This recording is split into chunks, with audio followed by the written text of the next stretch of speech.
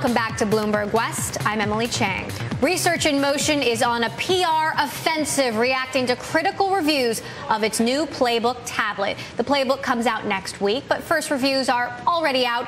Many criticize the tablet for having no built-in email program and a shortage of consumer applications. I talked with Research in Motion co-CEO and chairman Jim Balsillie. I asked him why consumers should buy the PlayBook over Apple's second-generation iPad. The key things with the PlayBook are really, number one, you get the whole web. You get full flash compliance. You get all of the web. Number two, it's super, super fast. Number three, it's ultra portable. It can go in a coat pocket or a purse. And number four, it securely and free connects to your BlackBerry for secure enterprise capability for the business person.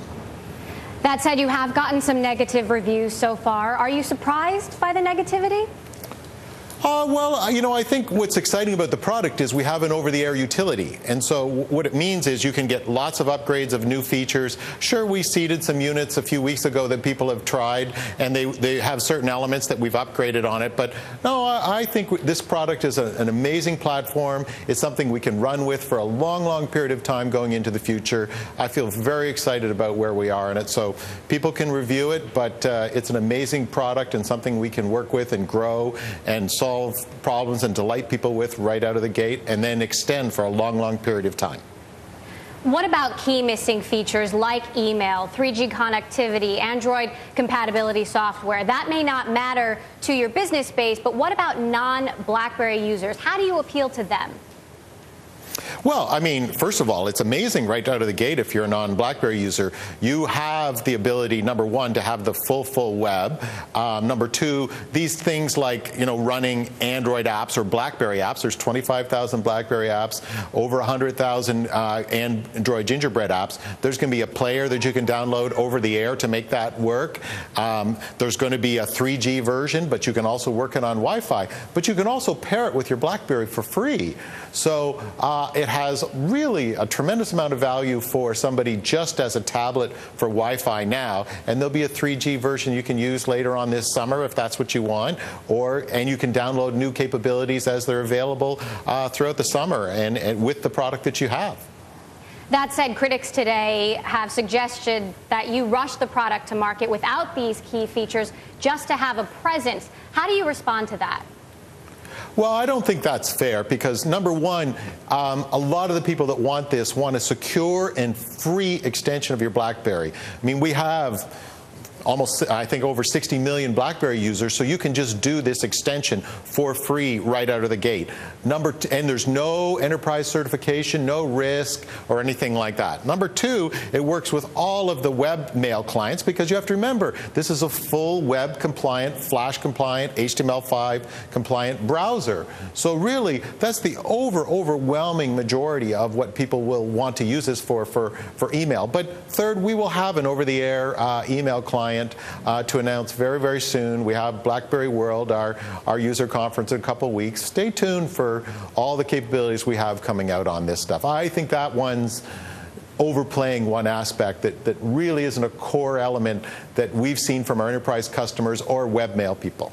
How big do you think the business tablet market is going to become, and what kind of share do you think RIM is going to have of that? Well, what you're seeing happen really is a shift in how people consume media and how they compute for business and consumer.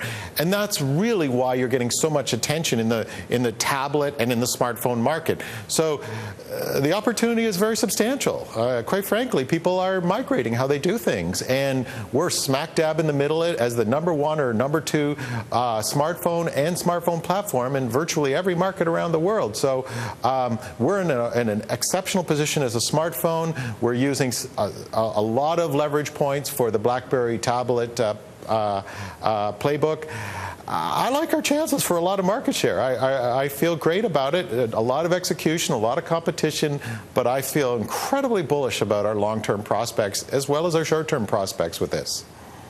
Your co-CEO kind of abruptly ended an interview with a BBC journalist saying that a question about security in international markets was unfair. What was your reaction when you heard that? Well, you know, I think it's very important to understand.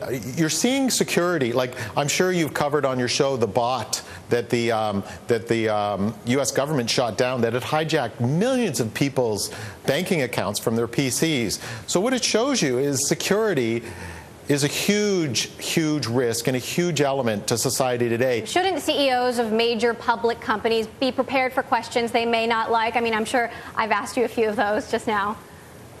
You've been very, very polite, and you've not asked any questions I don't like. So, you know, I just think these are the kind of things that you gotta, you know, look at for what they are, and that is that, you know, I don't think, I mean, we get clearances in our job, and you know, BlackBerry is in 180 countries, 250,000 servers.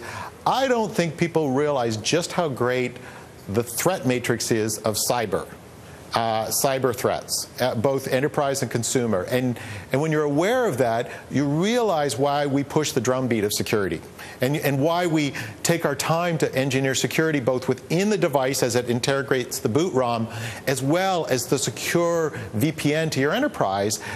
You really don't hear stories about BlackBerries being compromised. One last question about handsets. If the iPhone is making bigger inroads into the enterprise, what's your best defense? Is it a touchscreen Bold that we've been hearing about? Oh, you should see. I mean, I can't talk.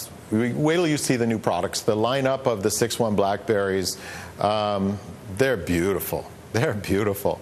And you look at the PlayBook and its performance, and you can work them together or apart. So I feel fantastic about our roadmap. It's amazing how good it is for consumers, how security, the people who are in charge of security and CIOs of enterprises can sleep at night using a BlackBerry.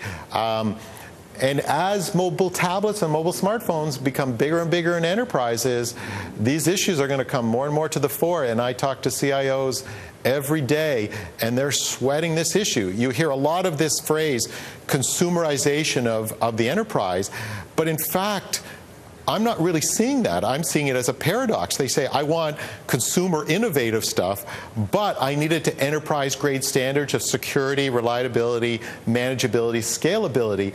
And I think our focus is resolving that paradox, not denying one half of it. So we feel great about our value proposition. We feel great about our products.